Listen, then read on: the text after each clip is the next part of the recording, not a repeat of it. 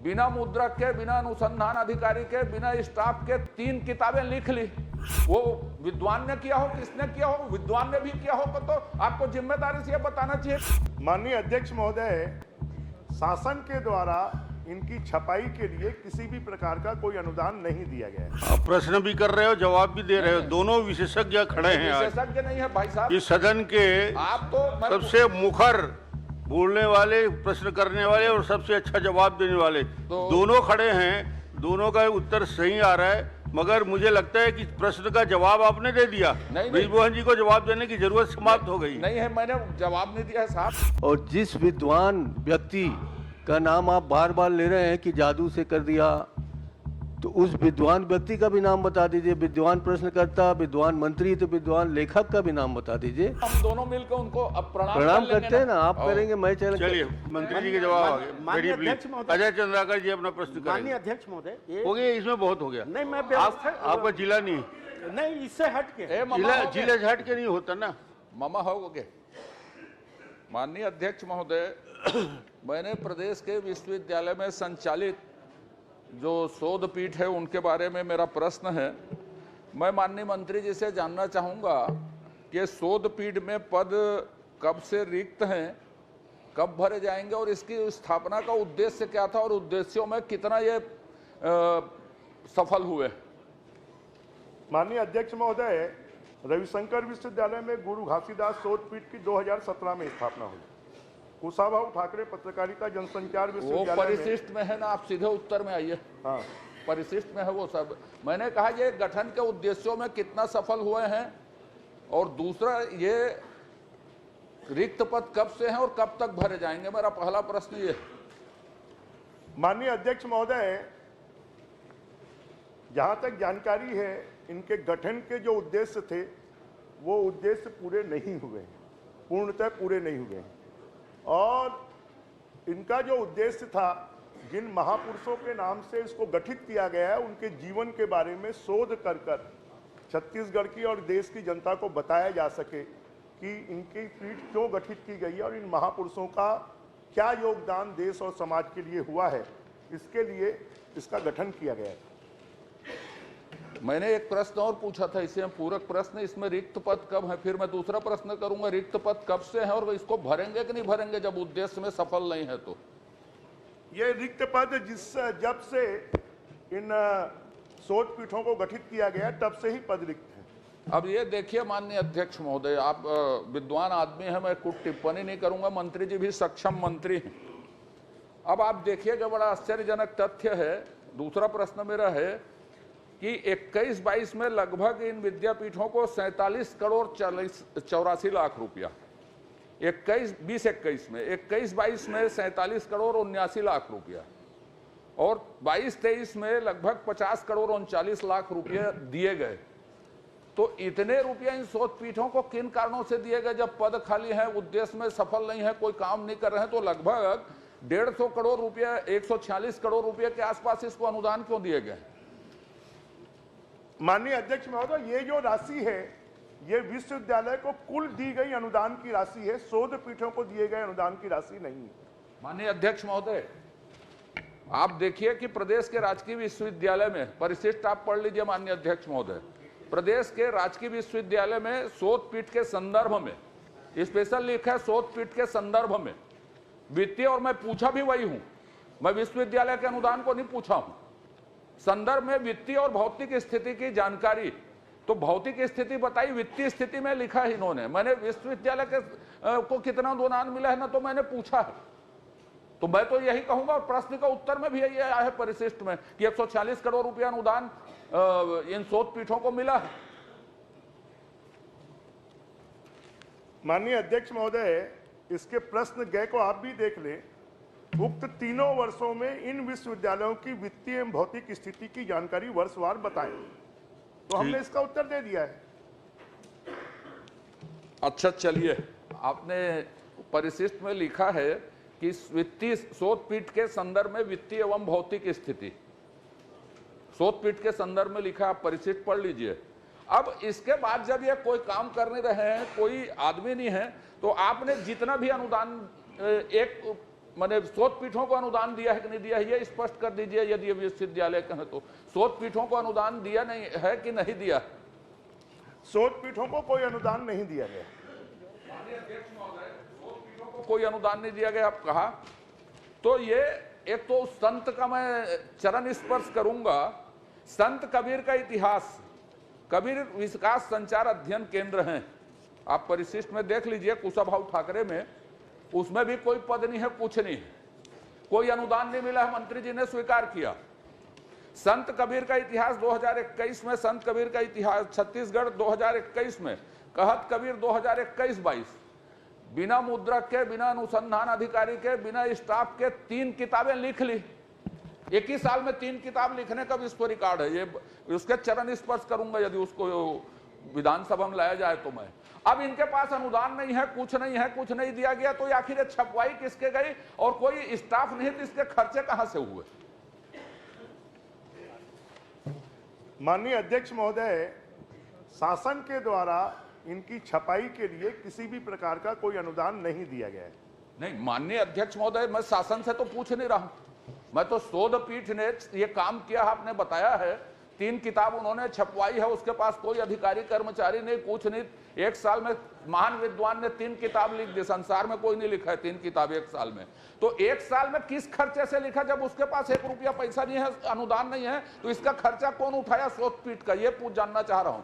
शासन ने दिया या नहीं दिया, मेरा विषय नहीं है। विश्वविद्यालय ने दिया कि अपने जेब खर्च से किया, कि चंदा लेके किया, कि किसी एनजीओ ने अनुदान दिया, कि यूजीसी ने इसके लिए प्रोजेक्ट स्वीकृत किया? क्या कोई तो होगा, कुछ भी जादू से तो नहीं होगा ये। इस बारे में शासन के पास में किसी भी प्रकार का कोई रिकॉर्ड नहीं है। जिस विद्वान के बारे में बात कर रहे हैं, उन्हीं विद्वान ने अपने खर्चे से, कहीं से पैसे मांगकर किस प्रकार से किया, इसके बारे में शासन को कोई जानकारी नहीं। माननीय अध्यक्ष महोदय, ये उत्तर सही नहीं है। माननीय अध्यक्ष महोदय, जब ये प्रश्न के उत्तर में आया, मैंने पूछा शोध पीठों ने क्या क्या काम किया, तो काम के उल्लेख में आपने 3 किताबों के, एक शोध पीठ का, कुशाभाऊ ठाकरे के एक शोध पीठ ने 3 किताब छापी हैं। तो छापी है तो कैसे छपी, क्या छपी, कहां से खर्च आया, किस तरह से आया, जिस जिस चीजों का मैंने उल्लेख किया, इसका उत्तर तो आना चाहिए माननीय अध्यक्ष महोदय। वो विद्वान ने किया हो, किसने किया हो, विद्वान ने भी किया हो तो आपको जिम्मेदारी से यह बताना चाहिए कि विद्वान ने खर्च किया है इसका और इतना पैसा खर्च हुआ है, यह मुद्रक प्रकाशक ये है करके, जब उत्तर में आया है वो विषय। तो माननीय अध्यक्ष महोदय, माननीय सदस्य की चिंता जायज है, क्योंकि पिछले 5 सालों में शोध पीठों के लिए कोई अध्यक्ष नियुक्त नहीं किया गया, शोध पीठों ने कोई काम नहीं किया। मैं माननीय सदस्य को, विद्वान सदस्य को इस बात का विश्वास दिलाता हूं कि आने वाले समय पर सभी शोध पीठों का संचालन सुगम रूप से हो। ये हमारे छत्तीसगढ़ के ऐसे लोग हैं, साहित्यकार हैं, लेखक हैं, पत्रकार हैं, वरिष्ठ जन हैं, इनका सम्मान बढ़े और इसी के लिए इन शोध पीठों की स्थापना की गई है। आने वाले समय पर इन शोध पीठों का सुचारू संचालन किया जाएगा, इस बात की मैं जानकारी देता हूं। नहीं, पर इस घटना की जांच, ये तो अप्रत्याशित बात है, ठीक है आप करेंगे, मैं आपको साधुवाद देता हूं, लेकिन ये 3 किताब जो जादू छपी है, एक साल में लिख दी गई, तो उसके बारे में तो आप जांच करवाइए, क्यों हुई है? भ्रष्टाचार ना हुआ हो, कुछ भी ना हुआ, पर आपने उत्तर दिया था, आपके संज्ञान में आनी चाहिए। आप बोलिए कि मैं इसको कम से कम पता लगा के ऐसी घटनाएं ना हो, या हुई है तो विधिवत रूप से हो, इसकी घोषणा कर दीजिए। आप प्रश्न भी कर रहे हो, जवाब भी दे रहे हो, दोनों विशेषज्ञ खड़े हैं आज विशेषज्ञ नहीं है भाई साहब, इस सदन के आप तो सबसे मुखर बोलने वाले, प्रश्न करने वाले और सबसे अच्छा जवाब देने वाले दोनों खड़े हैं, दोनों का उत्तर सही आ रहा है। मगर मुझे लगता है कि प्रश्न का जवाब आपने दे दिया, बृजमोहन जी को जवाब देने की जरूरत समाप्त हो गई। नहीं है, मैंने जवाब नहीं दिया है साहब, मैंने ये चलिए बृजमोहन जी बता दीजिए, उत्तर में आ गया है और इसका चलिए बृजमोहन जी से सुन लीजिए। अब माननीय अध्यक्ष महोदय, गुरु घासीदास शोध पीठ पिछले 5 सालों में इसका अध्यक्ष नहीं बनाया गया। माधवराव सप्रे शोध पीठ, पंडित दीनदयाल उपाध्याय शोध पीठ, हिंद स्वराज शोध पीठ, कबीर विकास संचार अध्ययन केंद्र, पंडित सुंदरलाल शर्मा शोध पीठ, स्वर्गीय पदुमलाल पुन्ना बख्शी शोध पीठ, पंडित लखनलाल मिश्र शोध पीठ। अब ये सब हमारे छत्तीसगढ़ के विभूति रहे हैं और 5 साल में छत्तीसगढ़, छत्तीसगढ़िया की बात करने वाले लोगों ने इन विभूतियों के नाम पर खाली भाषण दिए हैं, छत्तीसगढ़ के लोगों को गुमराह किया है। उसके लिए गुरु घासीदास बाबा की सोट पीठ पे भी कोई काम नहीं हुआ। माननीय अध्यक्ष की चिंता जायज है। जिन 3 किताबों के बारे में आप कह रहे हैं, मुझे लगता है कि वो जादू से ही लिखी गई है। चलिए, उसके बारे में निश्चित रूप से आपने, क्योंकि विभाग के पास में इसकी कोई जानकारी नहीं है, आपकी चिंता है। मैं सहमत हो गया था, लेकिन विभाग को इसका उत्तर भी नहीं देना था जब जानकारी नहीं है। वो सारा लफड़ा तो उत्तर दिया इसलिए पैदा हुआ। तो इसलिए माननीय सदस्य की जो चिंता है, उस चिंता में मैं भी शामिल होते हुए हम पता करेंगे। पता करिए। चलिए महान जी। माननीय अध्यक्ष महोदय, माननीय विद्वान सदस्य ने प्रश्न पूछा, विद्वान मंत्री जी ने उत्तर दिया। उत्तर में स्पष्ट लिखा हुआ है कि कबीर विकास संचार अध्ययन केंद्र द्वारा निम्नानुसार पुस्तक लेखन कार्य किया गया। ये लेखन किया गया है कि इसे छाप भी दिया गया है, और जिस विद्वान व्यक्ति का नाम आप बार बार ले रहे हैं कि जादू से कर दिया, तो उस विद्वान व्यक्ति का भी नाम बता दीजिए। विद्वान प्रश्नकर्ता, विद्वान मंत्री, तो विद्वान लेखक का भी नाम बता दीजिए जिसने लिखा है। और ये छपा है कि नहीं छपा है? छपा है तो हम लोगों को बंटवा दीजिए, नहीं छपा है तो यहाँ क्यों आया, ये अपने विभाग से पूछ के बताइए। इसमें तो आया है ना उत्तर में।